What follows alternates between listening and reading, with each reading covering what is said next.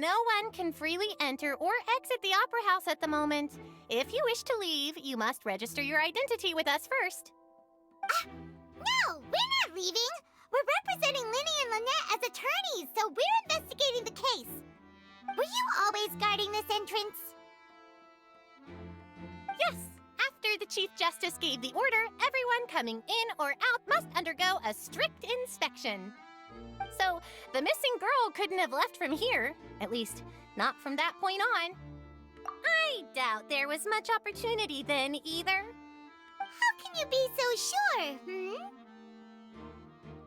Well, because I was in charge of security near the entrance at that time. I couldn't see Linny's performance from here, which was quite a shame. Just my luck. But still, I did not abandon my post, and I stayed put no matter how loud the applause was. If someone had so much as even approached the door, I would have noticed it, let alone if they had tried to leave. We Melusines are good at that sort of thing, you know.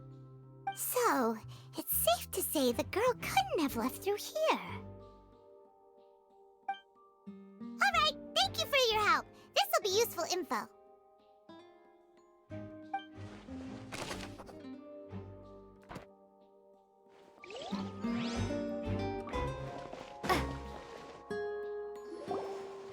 Hey, you!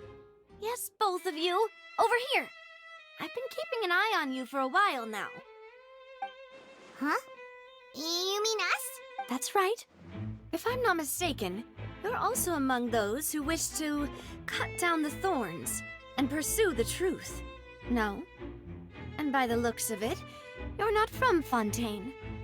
Well, you're right on the more about that one, but who are you?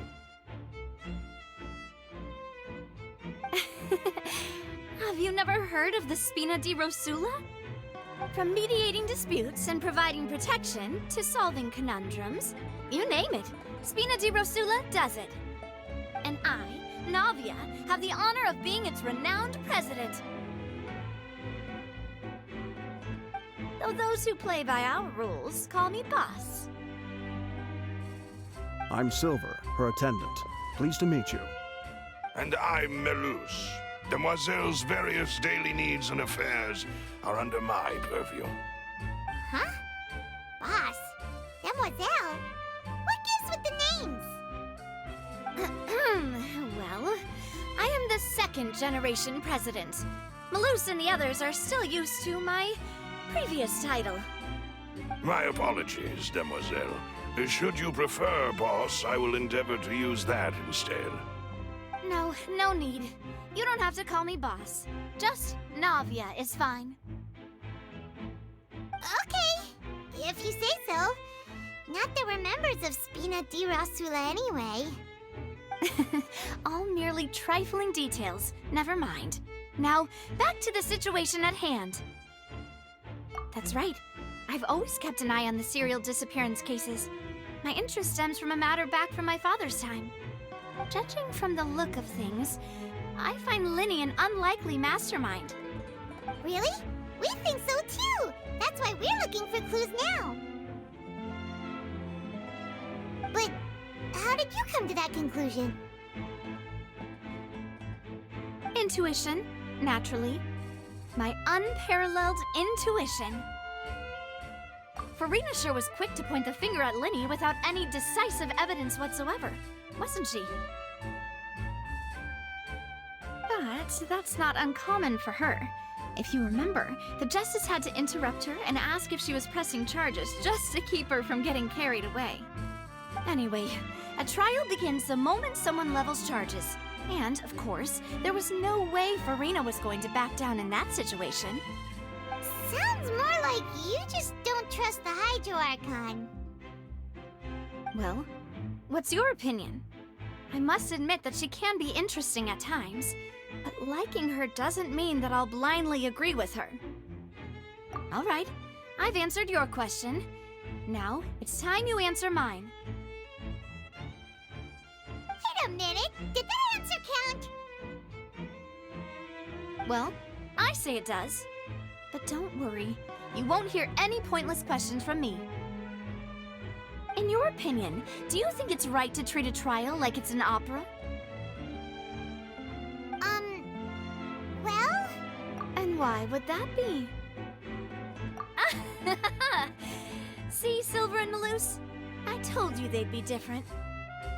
Most astute of you, demoiselle. I, too, think that the Traveler's response was most excellent. No matter how wonderful the script or how fervent the audience's expectations may be, the trials that go on stage here must be based in fact. And if that can be done, boss, then... All right, that's quite enough, Maloose. Anyway, I like your answer. You pass with flying colors. Now, I need to make some preparations, following which our joint investigation shall commence. You two shall be my assistants. Wait! Since when did we become assistants? Oh, well, I can be the assistant, sure. Or your companion, if you like. I'm really not that fussy. That's more like it. Far be it from me to brag, but I believe that Demoiselle's intuition will be instrumental in uncovering the truth. You wish to save a friend from false accusations, and we wish to unravel the disappearances. In this sense, our goals are aligned. You have a point. You're quite the talker, aren't you, mister? And what about you over there? What do you think? You seem like you've got something on your mind.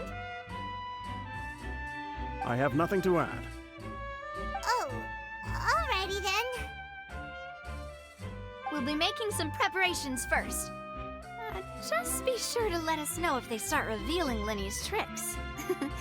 Thanks!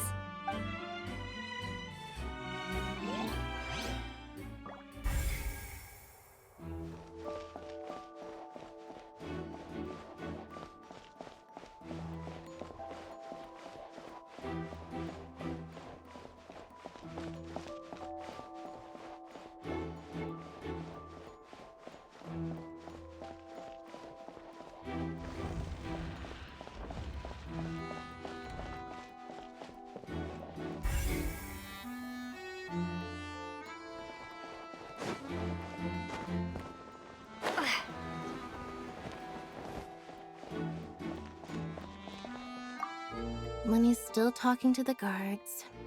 I think someone will be assigned to Lenny's still talking to the guard. I think Lenny's still talking to the guards.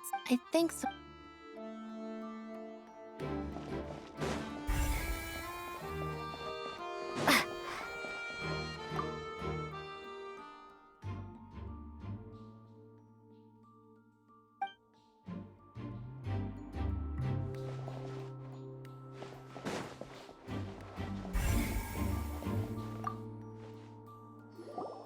I see that you're investigating the area.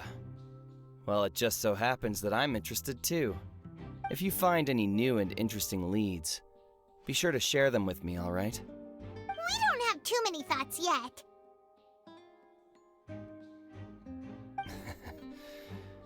Then why don't I tell you my hypothesis first? The way I see it. And I'll start it with that loud thud. The thud? Oh, you mean the sound that happened during the countdown? Yes, exactly. It wasn't terribly loud, but I suspect that most people heard it. It's just that everyone was awaiting the results of Linny's trick with bated breath, so no one paid it much mind. But now that the incident has happened, the thud has become an important clue. That makes sense. So, what do you make of it? I'm of the opinion that it may have been the sound of Linny's accomplice. Lynette, perhaps. Jumping atop the water tank or something like that. And when the pyrotechnics went off, she cut the rope, sending the water tank crashing down. But wasn't the noise we heard too loud for that? Perhaps the balance wasn't right, leading to a particularly rough landing. Oh, that's true. I suppose I must reconsider. That does remind Paimon, though. What was with that sound?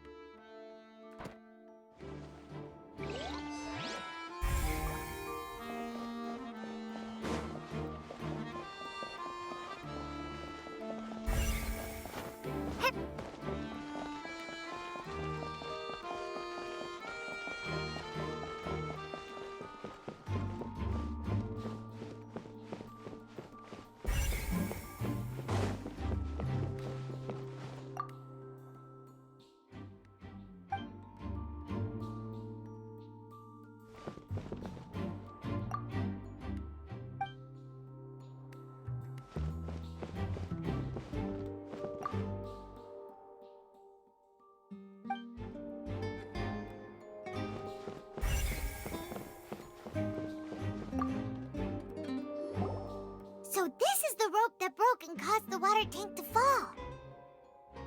The rope looks pretty durable. How can it be burned through so quickly by fireworks? Why are you suddenly so serious, Traveler?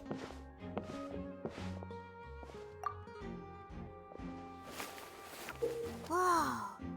Look! This bit is made from different material! Most of it was burned away, but there's still a little bit of it left. Huh.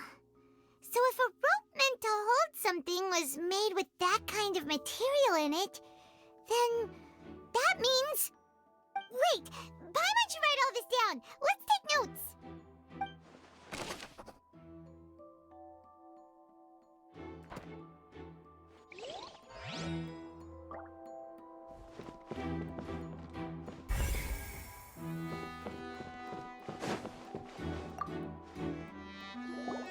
Hello there!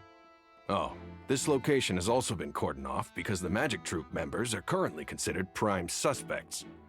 The investigation team is still collecting evidence. The seats were all booked in advance, so we were able to deduce the missing woman's identity by checking the guest list. Sure, it's not like this is confidential information. We will publish it later anyway when we petition the public to help us find the missing person. Her name is Halsey. She's a painter from Fontaine who's made a bit of a name for herself. Apparently, she wasn't a regular at the Opera House, but she'd been feeling some pressure with her work lately, which made her decide to come see the magic show. The Magic Troop members all claim not to know her. We have looked into her social connections. Simply put, she wasn't related to the Magic Troop at all, which matches the feature. Were the victims of previous cases also chosen at random? That's how it seems to us, in any case. Apart from the fact that they were all young women of around the same age range, there really weren't any other connections between them. Okay then. No need to be so formal. If you do happen to see the missing girl, please be sure to contact us. It is of utmost importance that we get to the bottom of these disappearances.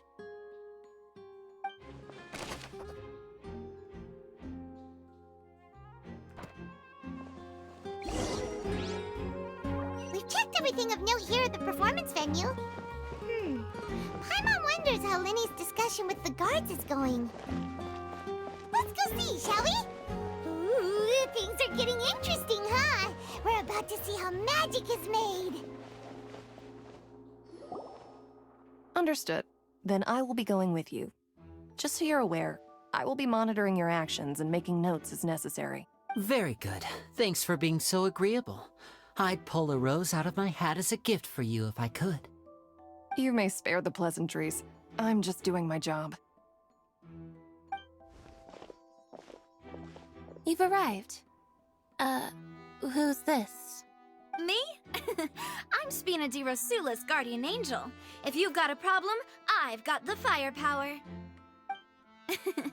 Sorry, I got a little carried away there. Call me Navia. I'm a partner of theirs, and will be helping investigate this whole situation. And these are my companions. Would you mind if they join as well? Fine by me. Oh, new helpers? I would be most grateful. Well, let's just say we're tagging along. It's not every day you get to see the secrets behind magic performed on such a large scale. I appreciate your kind interest. Come with me. We'll be heading below stage.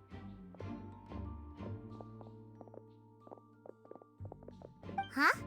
Below stage? Yes, a world of secrets is hidden beneath this magic box, prepared specifically for this switcheroo trick. But before I reveal everything, you should have a look first. Notice anything strange here?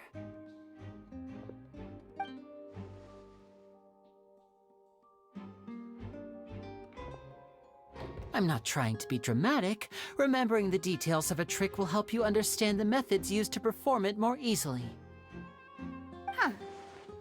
Weren't there balloons and other decorations here? Where did all that go? Ah, good eye. That said, you're still far from discovering the answer. The back? You mean the inside of the door? What's different about it? Paimon didn't notice anything. Very good indeed. I thought you might not be able to catch that, given that you were sitting in the first row. The back of this door was patterned. Those patterns are now gone, replaced by a smooth wooden board. So, if you put 2 and 2 together, what do you get? Exactly. All right, let's go. I'll tell you how it works as we head down.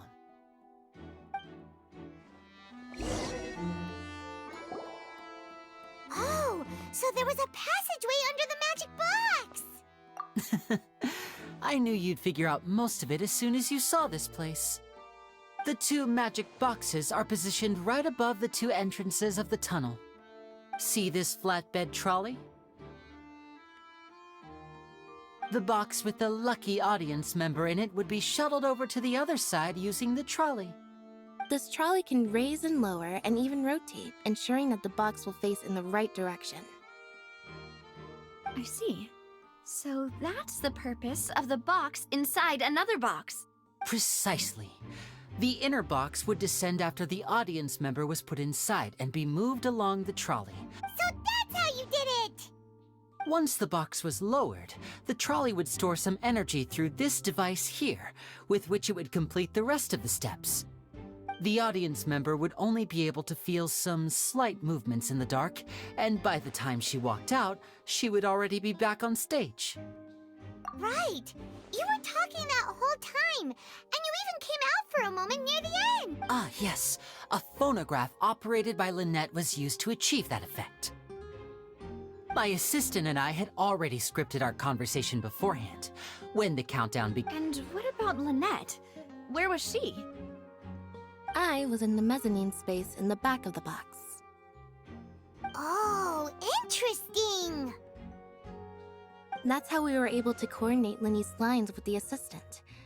And, by the way, I was the one who walked out of the box at the end. I mean, we are twins. All it takes is a change of clothes and no one can tell who's who. And that's my favorite part of this trick. Only Lynette and I can perform it. So that's how it all worked! Wow! Every detail you revealed was more amazing than the last!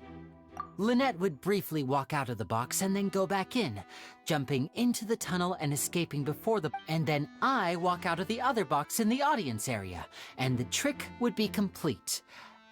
But as you saw, Cal was in the box, not our audience member. She, on the other hand, mysteriously vanished. We really don't know how that happened. If not for that interlude, this would have been an astonishing trick. I probably never would have figured out how you pulled it off. And yet, to think that someone was able to use this magic trick to commit a crime. Could we have a look around? I think we can come up with some more leads. This is the scene of the crime, so Linny and Lynette are not permitted to stay here. I'll escort— Yes, of course. No need to be so strict now. I won't disappear into thin air, you know. Thanks, everyone. We're counting on you.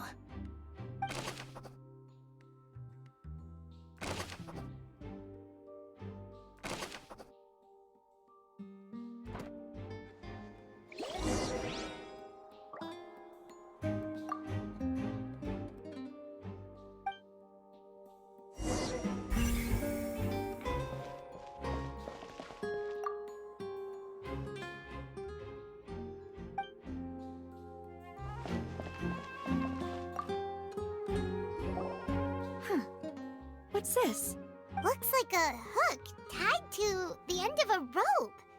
Huh? Perhaps it was a prop for a different trick. But whatever it is, let's make a note of it first.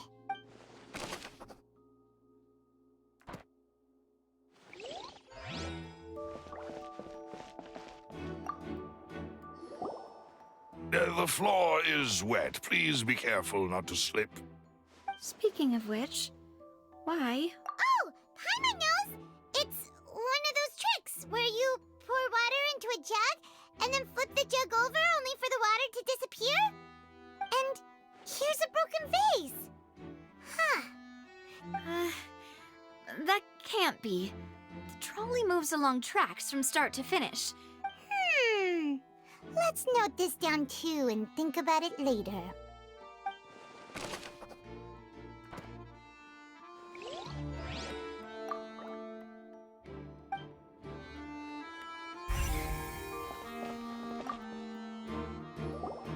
Oh, these are the clothes that the lady chosen from the audience was wearing, right? Her clothes are here, but she's nowhere to be found. Right. And do you really need to do that if you're kidnapping them? Ugh, this is so confusing. Paimon doesn't want to be a detective anymore.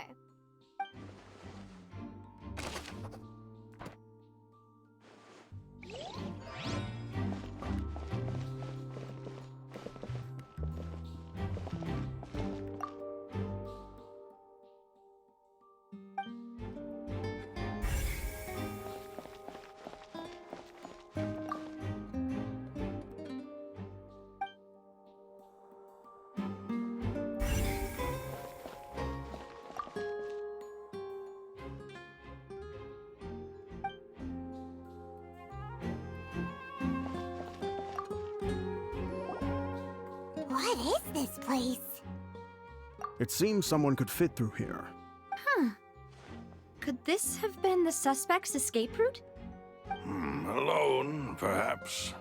But if they had to pull another... But there are no other ways in or out of here. Oh, you're right! Let Paimon write that...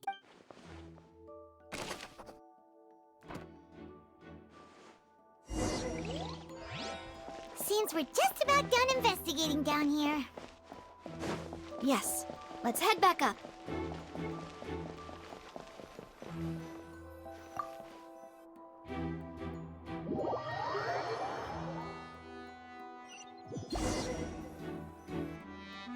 Well, we've ascertained the state of the crime scene. Let's find a place to sort out our findings once Malus returns. It seems to me that there are several things that don't add up here. Apologies for the wait, demoiselle. So, what did the guards say? Did the criminal escape through the vent? They believe the odds of that are very low, since the vent leads to the upper. The guards have checked the area carefully. No one left through the basement during the performance or after the incident, and no one was found hiding there. So the tunnels become like a secret chamber then! You know, like the kind you usually see in novels! The plot thickens. Halsey's disappearance and Cowell's death are both quite inexplicable. No wonder Farina was so confident in her accusation. All the current evidence points toward Linny and Lynette. In other words, the charges are very likely to be upheld unless we make some considerable progress. Charges and then trial. So if the That's right. This is how a trial goes in the Opera House. During the proceedings, the Chief Justice and the Oratrice will hear statements from both sides. That's right. This is how indemnitium is produced. The statements from both sides, the defenses from attorneys, witness testimonies, and even the audience's To put it simply, it's as if the Oratrice has its own will, and is a judge in its own right. This also precludes any kind of favoritism on the part of the Chief Justice. And Once both sides have finished speaking, the Chief Justice will make his final decision. This, too, will be used by the Oratrice as a reference. Then, finally, the Oratrice will be consulted by officials. The result it returns is the will of justice itself. Huh? So that machine is the one that actually decides? Paimon thought Neuvillette called the shots. in practice, there is very little difference. Both have always come to the same judgment, which is why people have great faith in the Chief Justice. Ah, yes, the guards also asked me to convey that none of us will be allowed to leave this place before the trial. Huh? Why? Because we've chosen to act as the twins' proxies. That makes us persons related to the case. They're concerned that we might be colluding with outside parties, or that we might find outside help to disrupt the case. And even if that were not so, it could prove problematic if we happen to spread key information about the case ahead of time. I'm ready to break out at any time. Whoa, whoa! There's no Are they providing food? Of course. I just hope you don't mind the lack of options. I'm afraid that catering to all tastes is not in the cards, nor is... In that case, let's just sort out our findings together here. Pity. I was hoping to take you to try some of Fontaine's famous desserts, too. I mean, what better way to properly think through our findings than over some tea and sweets? Huh. Breaking out suddenly doesn't seem like such a bad idea after all. Just kidding, just kidding. Paimon will still do her best, even if there are no snacks. What do you mean, no snacks? Of course we'll have snacks. If we cannot buy some, then we'll simply make some. Huh? Here? But how? Understood, demoiselle. Everyone, please come with me.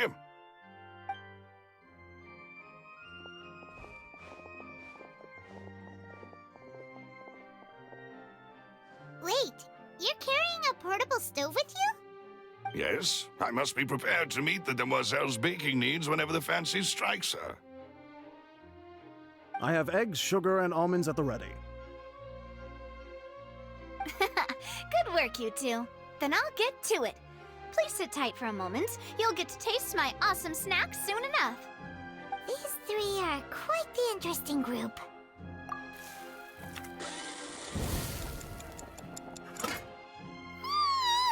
And Paimon thought it smelled good while it was still in the oven! Oh, it's even better now. Paimon can't stop drooling. From the way you had these two guys carrying all that stuff around, Paimon thought you'd have them do more during the baking process. But you ended up doing the entire thing by yourself! Beating the egg whites, grinding almonds, everything! I was applauding. And I was giving encouraging smiles. Paimon was just thinking, aren't you worried about getting your fancy dress dirty beating egg whites and baking like this? Well, I don't think it's carved in stone anywhere that fancy ladies can only read books, sip tea, ride horses, and play the piano. Don't underestimate beating egg whites, by the way. It's a real arm workout. You also need to beat them to just the right consistency, or your macarons will crack. Anyway, give these a try, fresh out of the oven. There's 3 for each of us. Only 3? Well, eating too many sweet treats might send all that sugar to your head.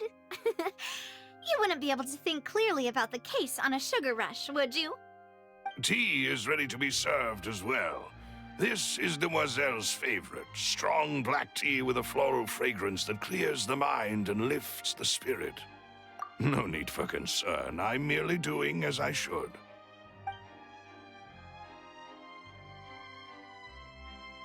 All right then. Down to business. As Paimon mentioned previously, the tunnel seems to be something of a secret chamber. However, we can assume that Linny and Lynette were not alone within it. Some criminal also occupied its sealed confines. The magician twins could have committed the crimes, of course, but they lack any logical motive. Exactly! Why would they do such a thing right when everyone was watching? The flower vase and the thud we heard during the performance could indicate some altercation between Halsey and the criminal in the tunnel, resulting in the shattering of the vase, the discarding of her clothes, and her abduction. Perhaps the criminal thought that since she was chosen from the crowd, she would be too easy to identify if she was still wearing the same clothes. Paimon thinks that makes sense, but the real trouble is... True. None of the clues we found thus far support the existence of this third person. But the only people left to consider are both technically victims, whether it's the missing girl, Halsey, or poor Cowl. Huh. Could Halsey have secretly made modifications to the magic props in order to murder Cowl before making her escape? That's right. And even if she had tampered with the setup, she would need to understand the entire trick to pull it off. Nor does she have any motive. The guard said that she has never had any dealings with the Magic Troop's members. Were we not thorough enough in our search? From the sound of things, this is turning into an impossible case. Your macarons are amazing though, Navia. They smell great! They're nice and crisp and super sweet! They are my specialty after all. And I see you've already had 5 of them. What? 5? Oh, that can't be right. Paimon only counted 3, honest! Please don't worry about it. At my age, a few less sweets might actually be a good thing. No. Being weak besides. Paimon knows that if she ate too many, then others wouldn't have enough. Wait, even you don't believe Paimon? How could you? If Paimon ate those 2 extra macarons, then may they turn into stone in her stomach! All right, we get it. Well, I suppose one of us might have gotten too engrossed in our chat and eaten them by mistake. No big deal. Maloose, set up the stove again if you would. Huh? Making sure everyone gets 3 macarons, of course. Exactly. We don't want to trouble you. As you wish, demoiselle. And I have the egg, sugar, and almonds. Well, this really is your...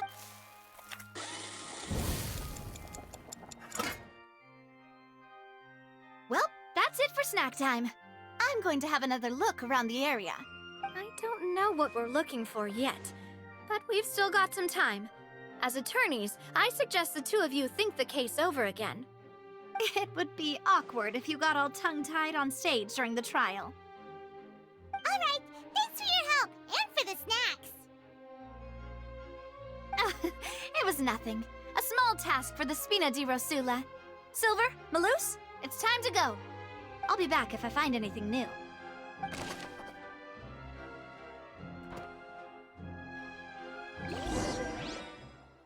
All right, it's time to put our heads together. We've got to get our defense ready for the trial. It's probably gonna be a long and difficult case. There's no point in worrying about that now. We just need to prepare. Here, take Paimon's notes. They should help you review the situation.